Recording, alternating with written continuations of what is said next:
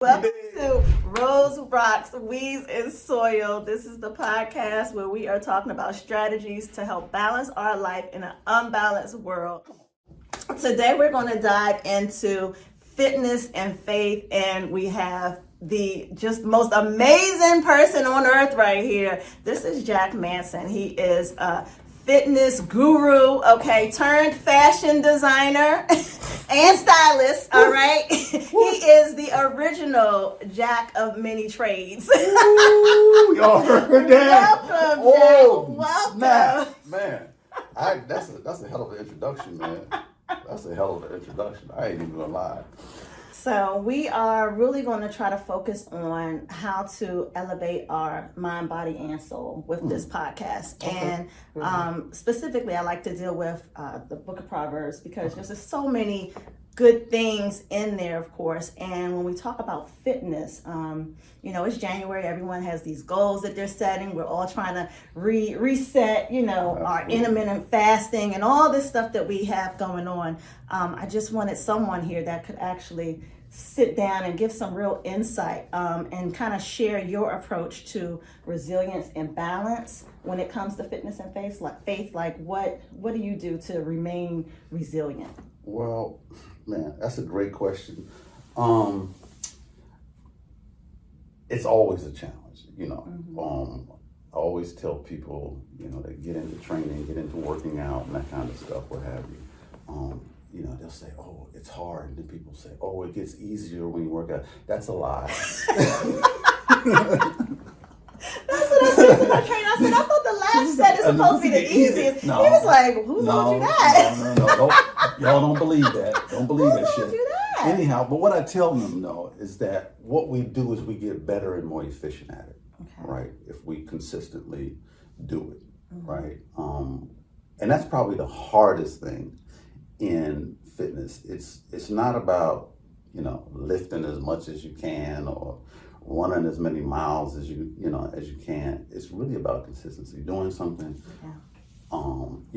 sort of every day or every other day that becomes part of you, like brushing your teeth and getting your hair done and getting your nails done. Women ain't gonna miss that, right? Listen. So it becomes, and men with their haircuts and, hopefully you brush your teeth every day. So it becomes part of you.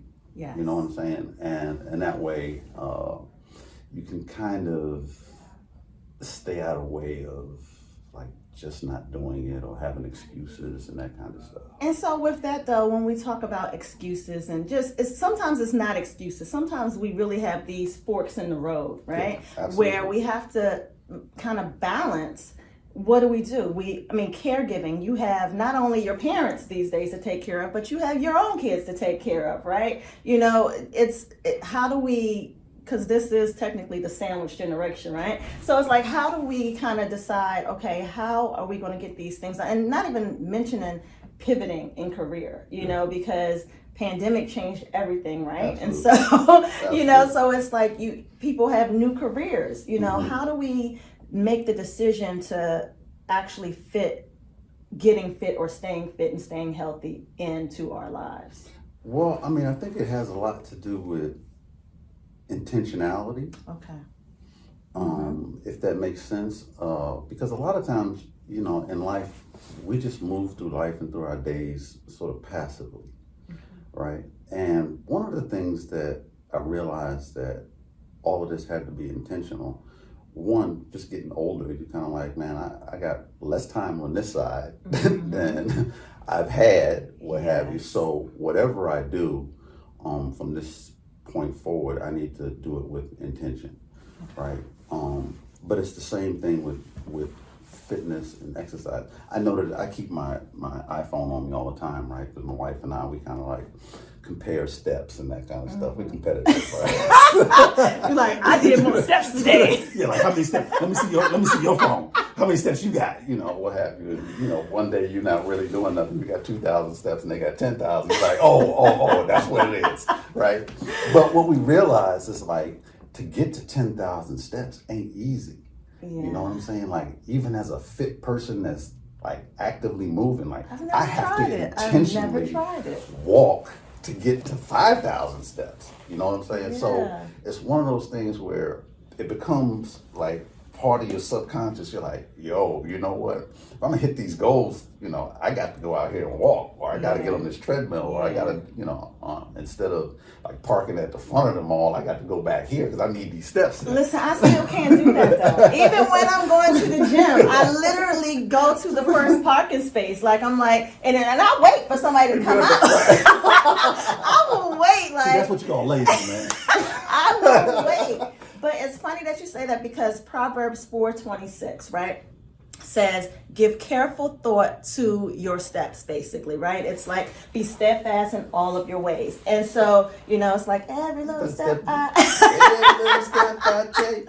You know, and so it's like that verse really reminds me to stay focused, right? Yeah. And make sure that I'm in alignment with my personal goals, right? And so it's like if you are, you know, guarding those steps and, you know, just making sure that you are on your specific path, then it can happen. And I think that's why I kind of have this issue with the forced fast, you know, the churches. I mean, I love my churches, y'all, but you know, the churches every January, they got to do the Daniel fast, or they got to do this. Everything. And I just feel like when I think about fasting, I'm thinking about going into a closet with some candles, with the word, me, Matthew, Mark, Luke, John. We in there, and that's my group. You know what I mean? Yeah. Jesus, Sure. God, and the Holy Spirit. You know, and so the group activity of fasting for me it's a little overwhelming. Mm-hmm. And I don't know. What are your thoughts on that?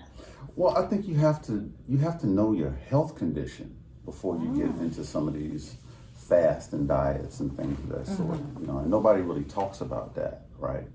For a diabetic to cut their calorie consumption, what have you, could be detrimental to them, because then their body just starts eating up tissue, what have you. So there's medical things that are attached to some of these diets, and if you're not completely aware of like your own personal health, you jump into a group thing that you think is, you know, good or religious or what have you. And I'm not taking anything away from that. Of course, But if you're not in great health, then some of these diets and some of these fasts are not healthy for you.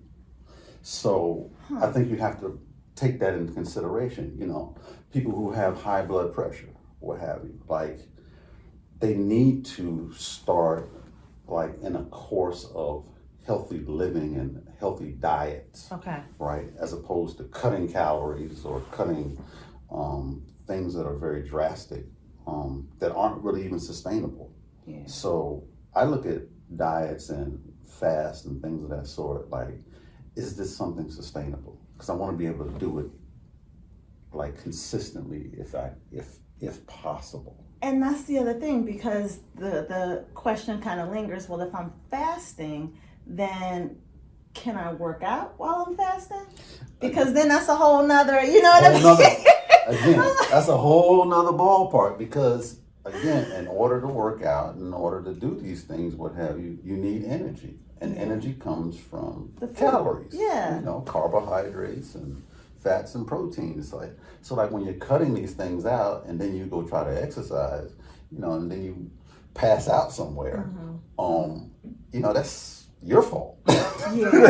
kind of so to speak. But I also get that exercising and working out and what have you is not as fluid as people, or as fluid as people try to make it seem.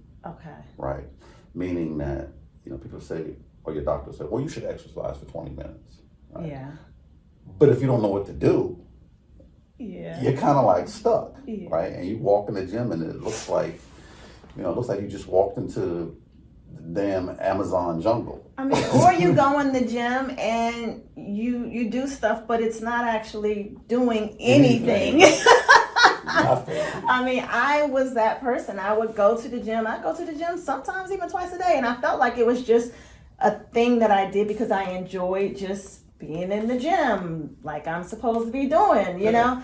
And I'm telling you, until I got a trainer, I wasn't seeing any progress being made by me being in the gym. I get on the treadmill, I get on the elliptical, I do all the things, but I wasn't doing anything. Yeah, no, that's very common.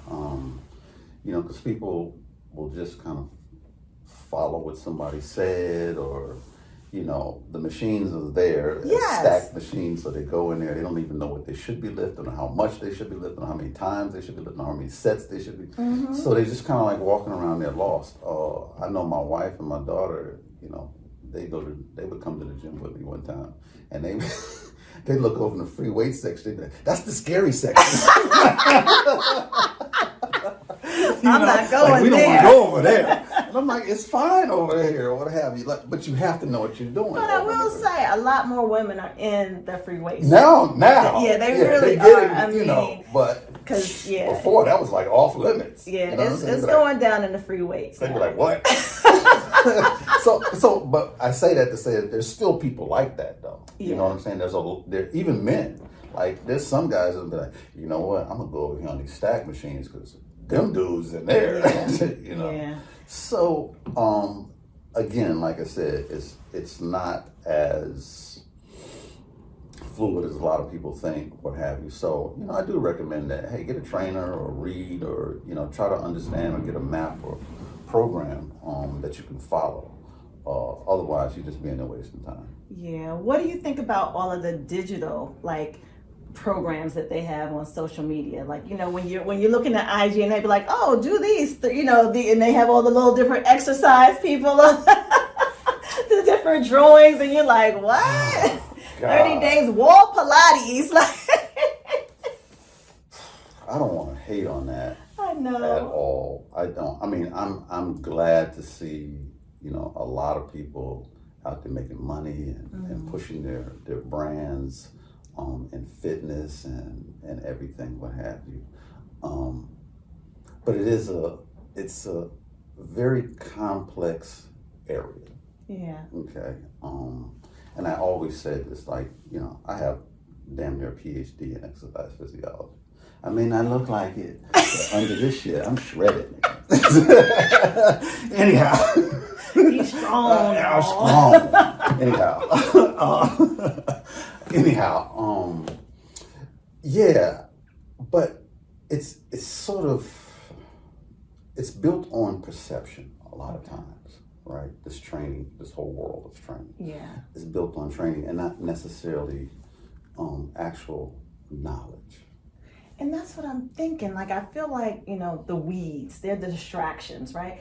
And every time when you see it on IG, I'm like, this is just a distraction, because people will actually spend at least 5 days trying to do these little different things. And I'm like, just go get a trainer. And I don't know why that's such a hard step for people to take.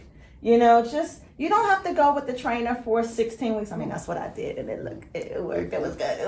Okay. But go for 5 days. Go 1 day a week. Spend $500. Make the investment and just see the difference. As opposed to doing, because even though we talk about the fads, the diet fads, to me the workout fads are kind of just the same, because then you end up hurting yourself and injuring yourself and my recommendation too is also find a good trainer. Find a trainer that understands your body, your goals, and allow them to work with you and get you to those areas.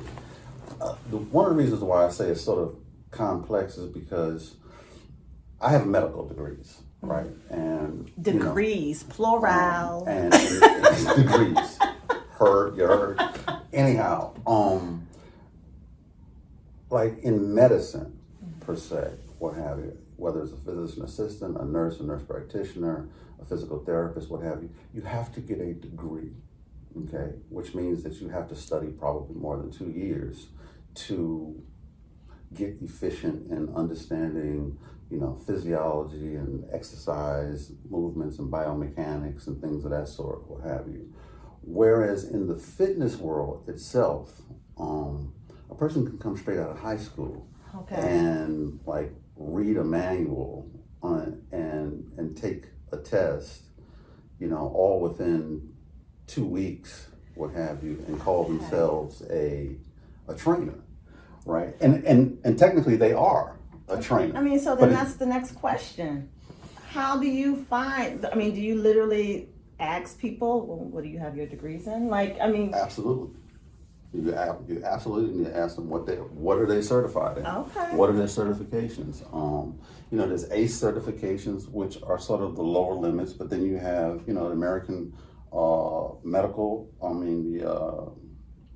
American Sports Medicine certificates. You have NASM, which is the National Association of Sports Medicine certificates, and in their programs, you have everything from a PES to a CES, which is a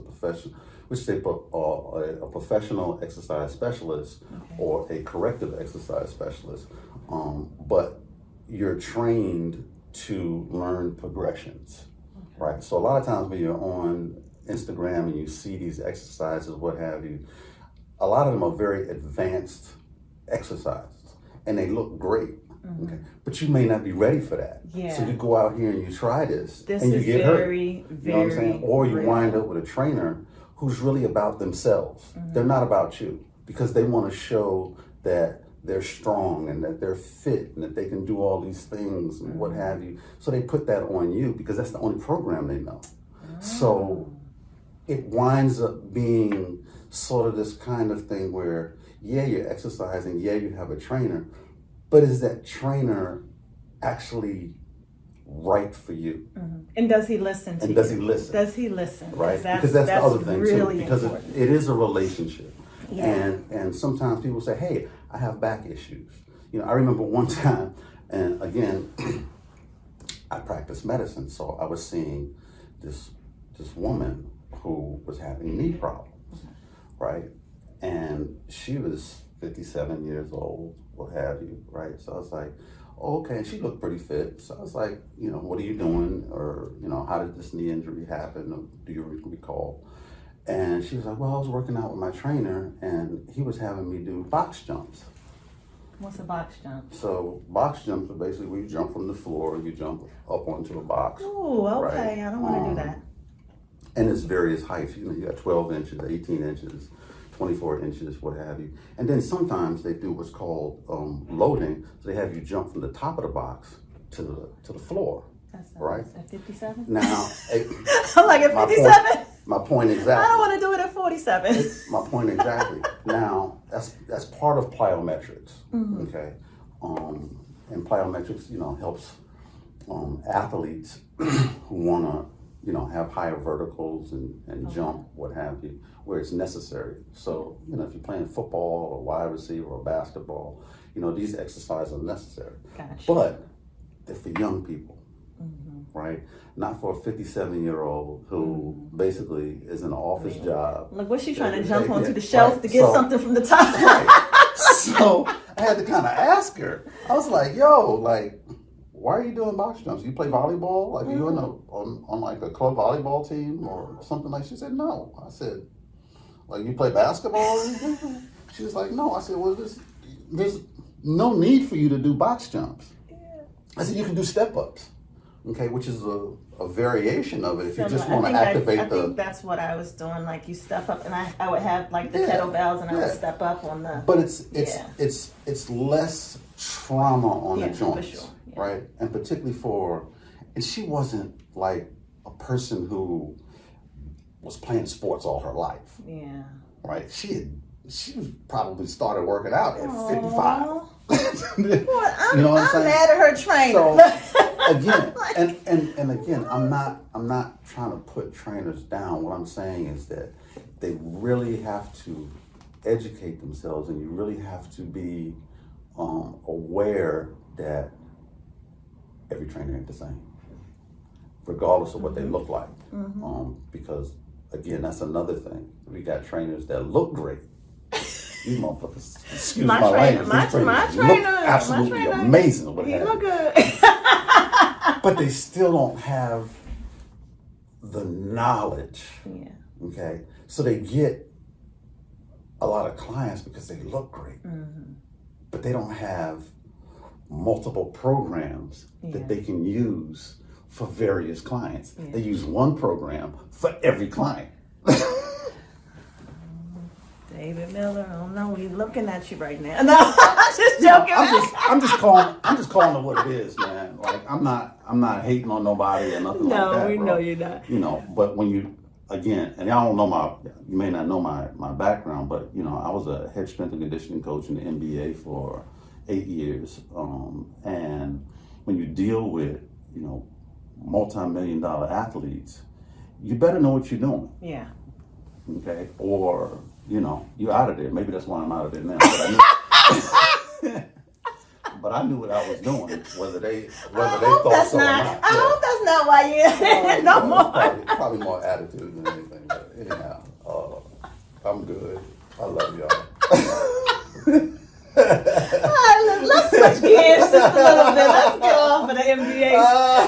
Let's move over here just a little bit. So, have you, because we kind of hit on it earlier talking about consistency, right? Mm-hmm. Have you ever been stuck in terms of being consistent where you were good, maybe going to the gym, 5-6 days a week, and then all of a sudden you just got stuck and something happened, maybe you traveling for work or whatever the case may have been, and you just couldn't get back on? I would be foolish to tell you no, that's never happened, but I'm very honest. And yes, it happens to all of us. Mm-hmm.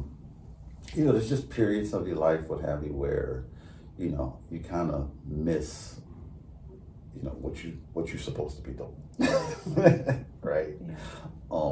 And I remember this one time I was still in New Orleans, what have you, and I wanted to gain weight. There's different ways to gain weight, right? But I wanted to gain some weight. I was coming home, I was baking biscuits and drinking beer and all kinds of stuff. And I was working out, but I wasn't doing any kind of cardio or anything like that. So I was just basically doing chest press and some other foolishness. And I had my youngest son, who is now 19. He was kind of hanging out with me, but I started getting this belly, mm-hmm. right? So we're out at the park. And he runs up to me and he puts both hands on his stomach and he said, "I want to listen to Buddha." Man, I was so embarrassed. That was bro. it for you. Yeah, that was it, bro. That was it. I was like, my son just called me Buddha. And you're not even a big Buddha. I'm not a big Buddha. I just got a belly and skinny. You know what I'm saying? So I was like, nah, this ain't gonna work. I want to listen this to ain't gonna work. And then I remember going to the doctor and stepping on the scale. In my whole life, I've never been more than 220 pounds, mm-hmm. right? And that was at my biggest moment, right? I stepped on the scale. Guess how much I weighed? 246 pounds. I was gonna say 240. I said, I stepped off of it. I stepped back on again. I said, yeah. And the nurse looked at me. She said, "Okay." I said, "No, can I do that?" Can I take some stuff off? That's me in the doctor's office. Okay, hold on, y'all know the wig weighed like a pound. Okay, can we at least get a pound off for the hair? Okay, let's go. But yeah, that was one of the motivating factors for me to get back into what I really needed to do, or have you. And then just recently, I want to say maybe 3 years ago, we were filming a movie in London, and again, I couldn't get myself back working out because I had caught COVID actually working out in the gym. And it sort of put a mental block on me about going back in the gym for almost a year and a half. I can see that. But I wasn't feeling myself. I was just, sort of existing and everything, what have you. So then we go do this movie in London, and literally we are getting ready to fly back to the States, mm-hmm. right? I'm in the car riding to the airport, mm-hmm. okay? And we get to the airport. The driver pulls up.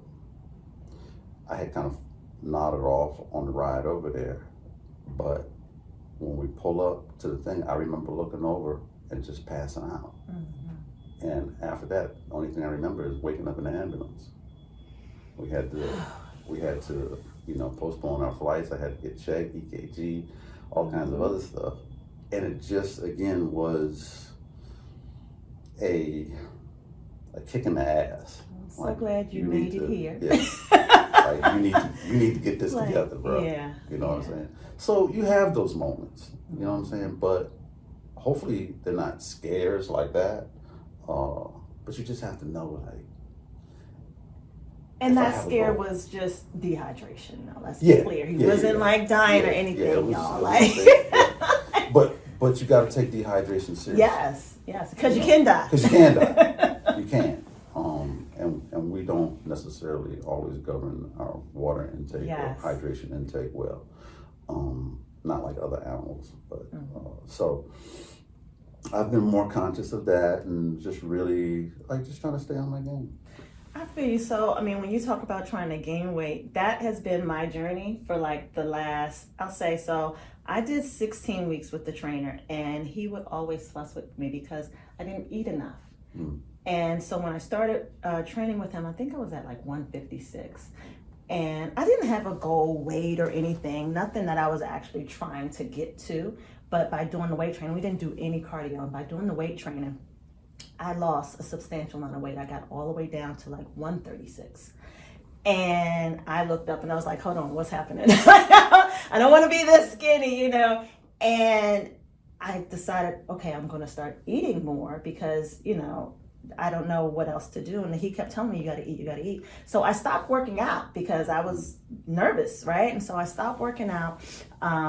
And I did start eating more protein. And then I finally gradually got back into the gym. So now I'm back in the gym without the trainer, by myself for like twice a week, whatever. I'm still only doing weights, but I finally just hit 143 again. And I'm like, thank you, Jesus. Because I stopped working out with him like in September. It literally took practically like 5 months, So that's kind of scary, Well, and you don't want to just overeat and eat crazy, but I know, and you do have to eat, most definitely, because you need that for energy and everything, what have you.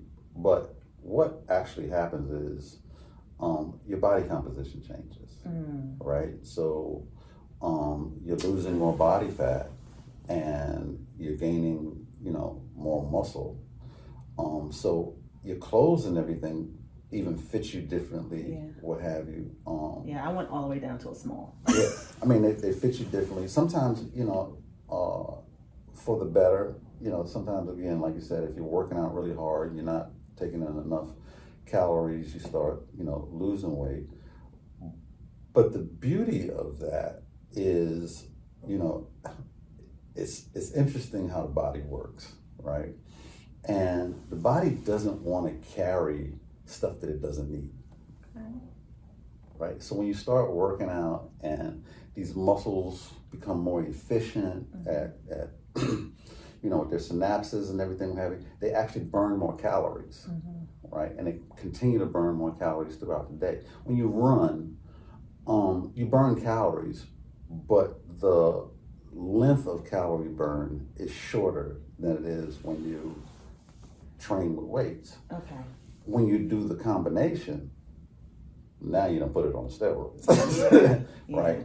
But that body composition change, because you actually go in the mirror and you be like, oh wow, I loved it. Don't get me wrong. Yes, yes, I definitely love it. But again, it's just a function of your body saying, hey, you don't need this anymore. And I think that is good to hear because social media is excuse my language, y'all, a bitch, because you find yourself comparing. And I was looking at social media and I was like, man, I am skinny. And then you have other people who spend their life on social media and they see you and they like, girl, you need to gain some weight, and you start, they hate it, and you start really like thinking like, dang, I am skinny. Now, and I was, I did want to get back up or whatever, but people still kind of say like, Zan, you all right? They always try to put it on something, right? Exactly. And I'm like, I'm good now. But it's funny though, because I did just go through the breakup, So, and the whole time I was training, I was going through the breakup and David doesn't know this, and he would be in there yelling at me, and he's a mean trainer, that David A. Miller. Oh, God. He'd be yelling at me, and I'd start crying, and I didn't know if I was crying because of him or crying because I was breaking up. But I know David was probably like, this girl sure is emotional. Okay, what is going on? Like, I'm just trying to do my job. He's like, Zan, you need to calm down. Okay. So, I mean, I will say that was definitely one of my weeds, just that social media and just having to cut it out, because you cannot look at anyone else's progress and compare it to yours, because, I mean, I don't know, I was definitely feeling like, man, I ain't got no booty no more. Like, so I'm looking at, like, I got to do something else, and so I say all that to say that was a huge weed in my life, you know. So, what are some of your weeds like? Oh my God! I mean, besides smoking, no. The real weed, right? The real weed. You want the Jack Herrera? No. Can't with you. Y'all can edit that. Anyhow. Cut. We put that in the BTS. Anyhow.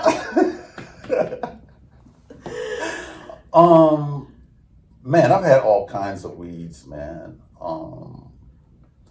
And it depends on what we're talking about. Weeds to actual like training, or weeds to like consistency, or weeds to there's just so many obstacles that you find yourself in. I mean, one is like the job that I do now, where we travel a lot. There's no like real written schedule, but I love that. So, making the time to work out, and I usually like to do it early in the morning. I hate working out late in the evening. Did you work out today?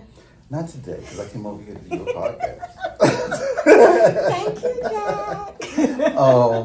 But I mean, I can take a day off because I worked out 3 days in a row. Good. But yeah, like sort of, and then you're in different time zones and trying to work out that kind of thing, what have you, because you like now we're on the East Coast and I'm still on West Coast time, and I normally get up and work out around 6 in the morning.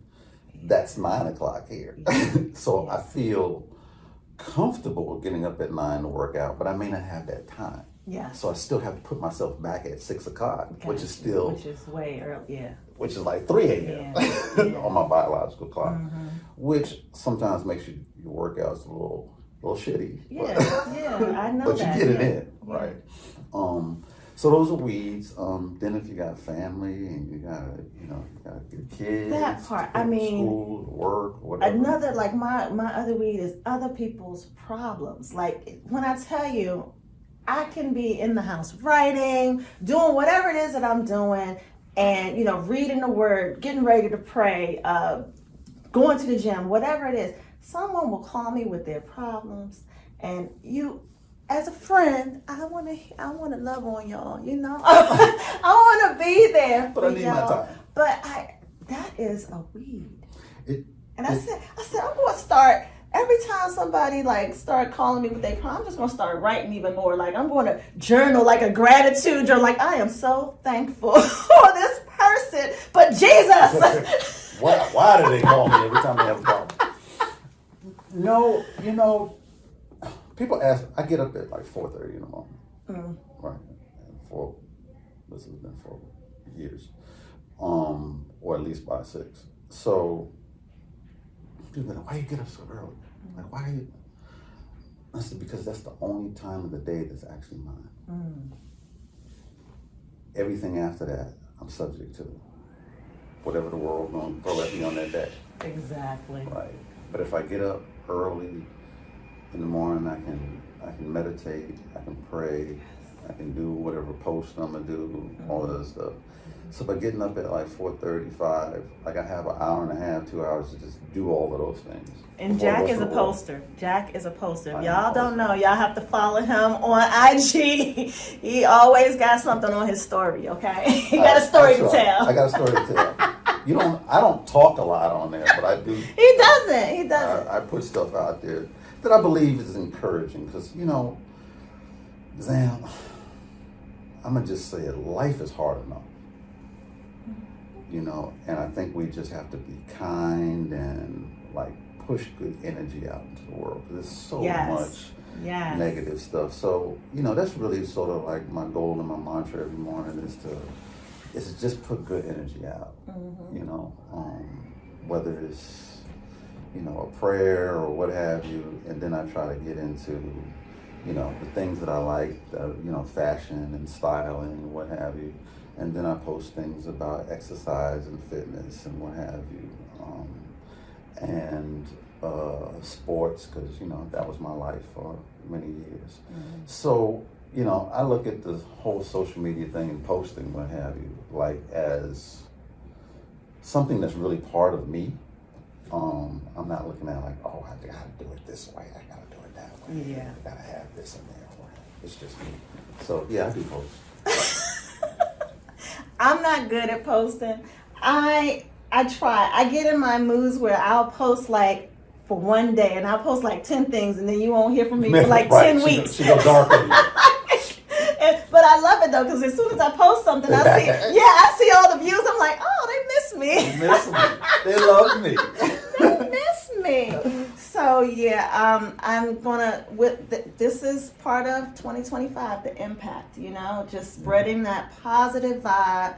That just like you just said, putting good things into the world. That is the whole purpose of this podcast, just to put good things into the world. Man. So. You know, hey, that's what we're really here to do. And I'm so grateful for you, Jack. Man, Thank you.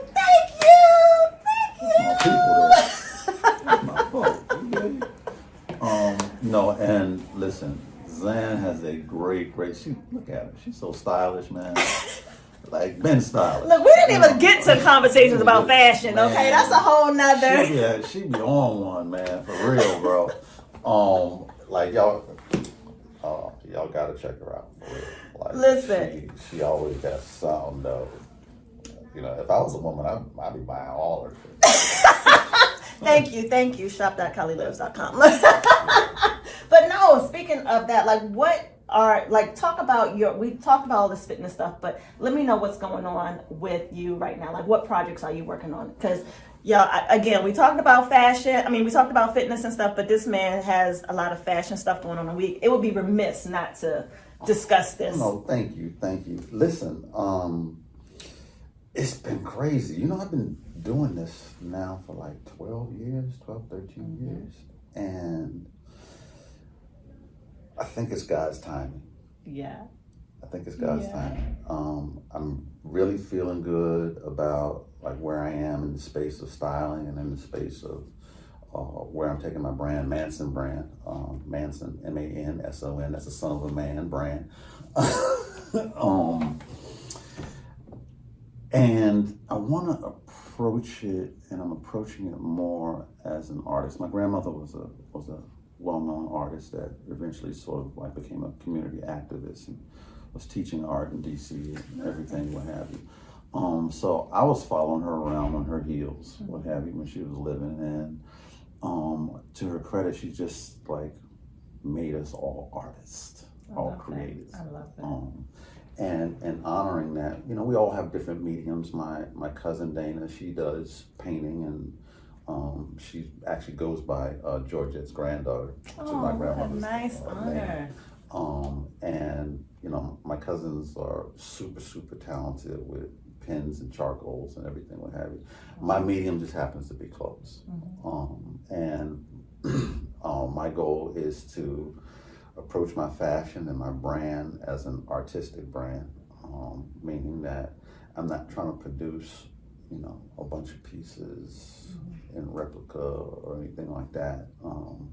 Each one of my pieces is a one of one. One of a kind, baby. Like Jack. and that feels good, you know, because I believe that there is art in fashion. You know, like when you look at, you know, the runway pieces, a lot of times those are one of ones. Yeah. You know? I mean, one of the first, I don't know if you know, I used to do PR years ago. And one of the first brands that I represented was Mesquite. Oh, Yeah. Went to Howard. Yeah. Philly. Yeah. And so, just kind of helping do the product placement and the branding for Mesquite, where art meets fashion. That was literally the tagline. And so, I mean, I actually still have some pieces from Barrique. Shout out to Barrique Cobbs, y'all. I still have some pieces, Ibn and King and Mark and everybody. But I still have some actual artwork, and I still have some actual T-shirts. Yeah, it's original stuff. Original. Literally trying not to let the paint peel off. Okay,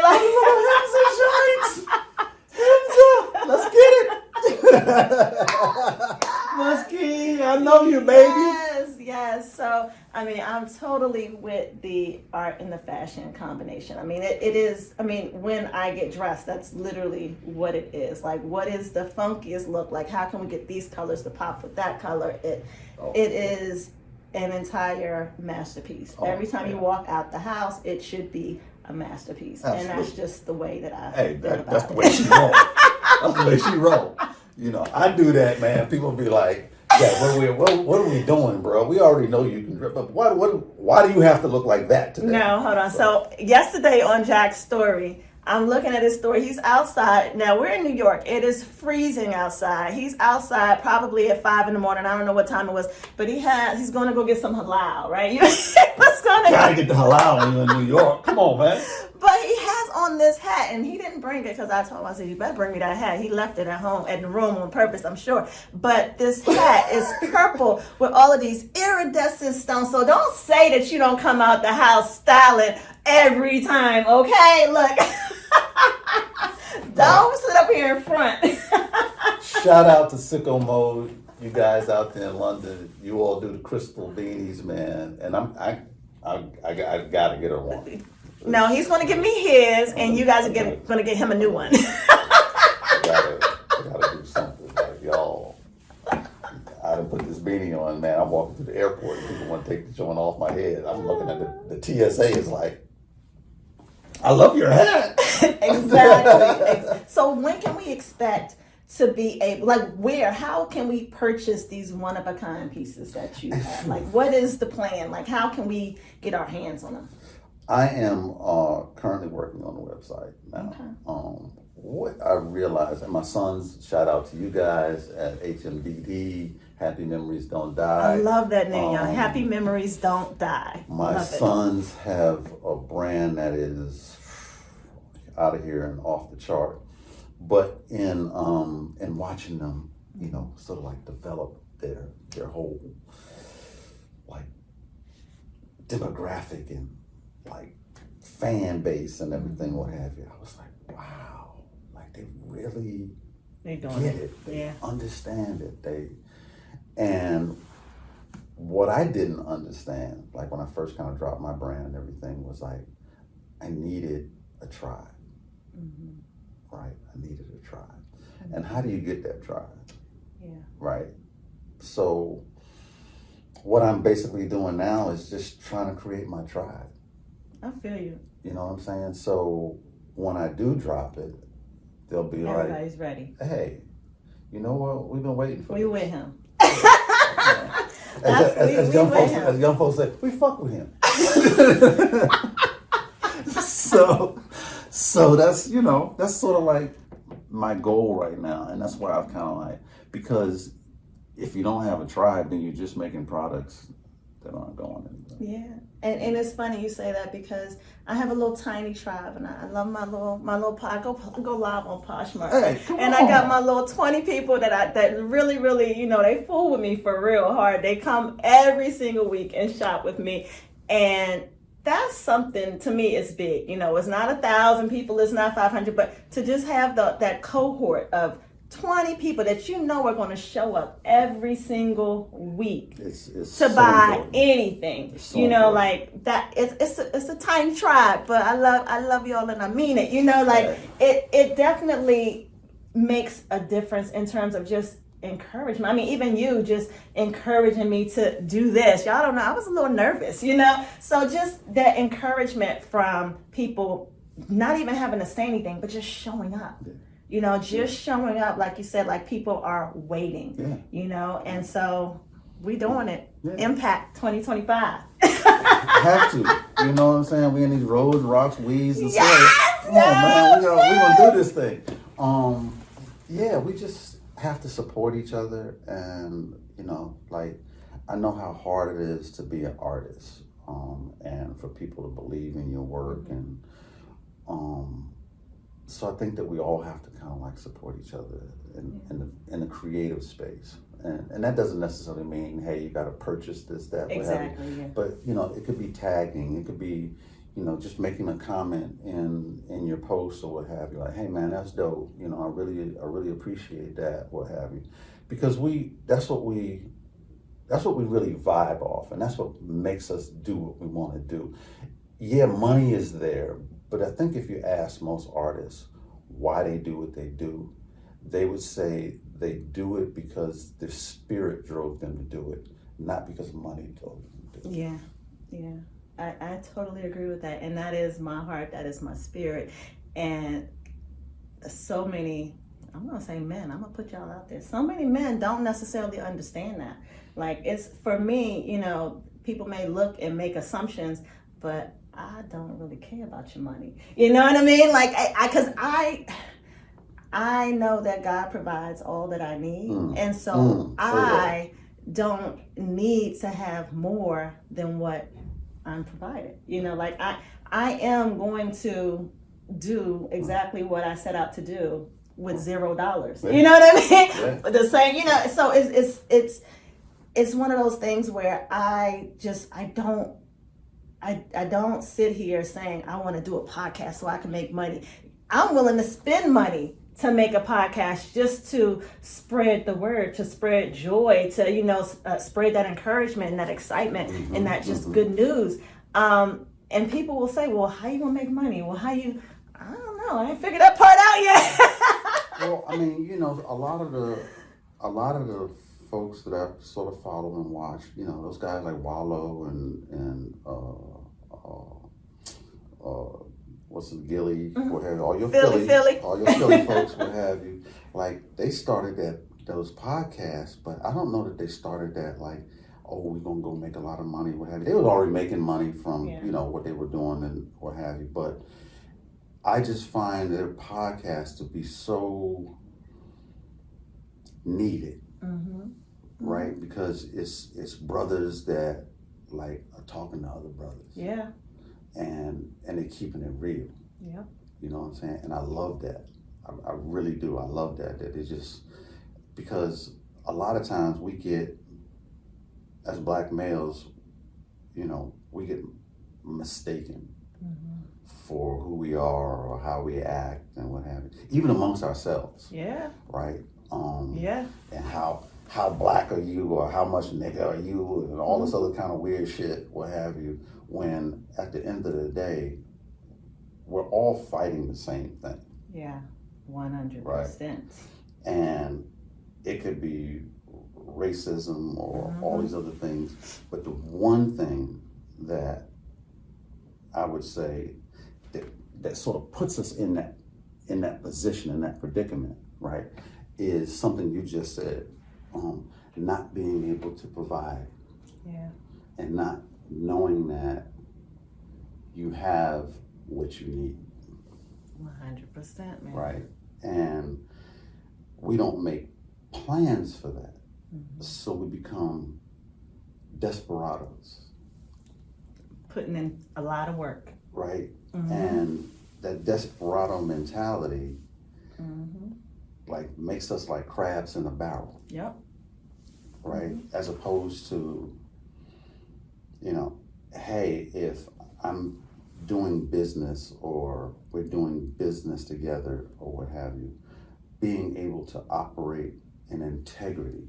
Yeah. Okay. And I know we're kind of getting off the subject here, what have you, but I'm just talking about us as a culture, right? Which is on subject. Yeah. Because, you know, you have to look at other races, cultures, religions, and see how they operate, right? And I used to live in an area in California called Arcadia. Okay. Okay, and Arcadia is full of a bunch of Asians. They have basically their own community. It's not Chinatown, so you have everything from Chinese to Japanese to Korean to Filipino, all living in this community, right? But they've created such a huge community. They have their own banks, they have their own malls, they have their own everything, right? But how are they able to do that? And they support it, right? But how are they able to do that? And one question I kept asking myself, how does this exist, right? And one word came to me. Because a lot of people say money. Okay, I wasn't thinking money. What's the one word? Integrity. Integrity. Integrity. Because what they do is they're able to leverage each other's good and wealth and everything else and not worry about whether they're stealing or taking from each other. Now this is some good soil right here, y'all. Because this right here, this is, you know, we talk about the weed of the week. This is the word of the week. I love it. Integrity. Because ultimately, if we all had integrity and treated everyone with integrity, man, like, There'd be no stopping us. Yeah, I love that. Somewhere, because we had it at one point, but somewhere, and I know y'all gonna kill me for this, but somewhere in that civil rights movement and past that toward the crack epidemic, we lost a lot of integrity. Leadership. And maybe we relied on leadership too much as opposed to as a culture. This is what we need to stand on. Instead of looking to one or two people to give us the answers, we have to look at each other and say, hey, these are the answers. Yeah. Okay? I can't steal from you. I can't sell you a dream that I'm not willing to stand behind. I can't do those kinds of things, but we constantly are doing them and expecting advancement. Some good to come, right? Some good to come. It's going to be good for this amount of time. This amount of time. And this amount of people. Yeah. Not for the but not for the whole and the mass. Dang, Jack, I was going to ask you to leave us with, one piece of advice about balancing fitness and faith and resilience, but you just did it. I mean, even in that, just integrity. Like, balance it by having integrity for yourself. Don't cheat yourself with your fitness. Don't cheat yourself with your faith. Keep moving forward. Don't cheat yourself. For me getting here today, there was a lot of obstacles. I mean, they told me it was going to be a snowstorm today. Look at God, it wasn't. You asked, like in all honesty, you asked me, you said, hey, Jack, I'd like for you to do this podcast. And I told you, yeah, I'm going to do that. Again, I could have been flaky or one of those other things, but, out of the respect and care for my friend, what have you, I'm going to do that. And I think part of it is, if we say we're going to do something, we just have to do it. Yes. And if you can't do it, then go to the person and say, hey, I'm not capable of doing that. As opposed to all this wishy-washy, all that old weird shit. Like, we got to get off of that. And it's the same thing for yourself. If you tell yourself you're going to do something, do it. I told myself I was coming to do this. I was scared. I was nervous. Oh, I don't know how to do it. It don't matter. Just do it. Do it. Thank you, Jack. I love you. Thank you. Man. Y'all, this was Roads, Rocks, Weeds, and Soil. This is our very first podcast. RRWS, y'all. Thank you so much. Please make sure that you follow us on Instagram. It is why can't I remember my own name, right? Roads, rocks, weeds, and soil. Take out. Cut. Roads, Rocks, Weeds, and Soil, y'all. RRWS Podcast. Okay, that is the handle on Instagram. Please make sure you check us out. We'll have some couple polls up there, some questions about consistency, and our next episode is going to be talking about dry January for real. And I know that ain't me, that ain't us. But we got some dry January peeps, and we're gonna talk about it. Okay, so. We love y'all and we mean it. Definitely appreciate y'all for tuning in. Thank you so much. Thank you so much. Jack.